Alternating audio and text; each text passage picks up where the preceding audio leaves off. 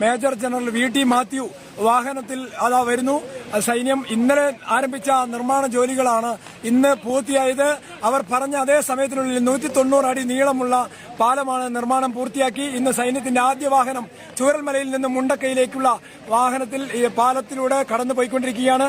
ഇവിടെ മുമ്പുണ്ടായിരുന്ന പാലം ഈ ഉരുൾപൊട്ടലത്തിനെ തുടർന്ന് തകർന്നതിനെ തുടർന്നാണ് ഇപ്പോൾ സൈന്യം യുദ്ധകാലാടിസ്ഥാനത്തിൽ ഇതിന്റെ നിർമ്മാണം പൂർത്തിയാക്കിയത്. മേജർ ജനറൽ VT മാത്യുവിന്റെ നേതൃത്വത്തിലുള്ള സൈനികരാണ് ഇപ്പോൾ വാഹനത്തിൽ ഈ ബെയിലി പാലത്തിലൂടെ കടന്നത്.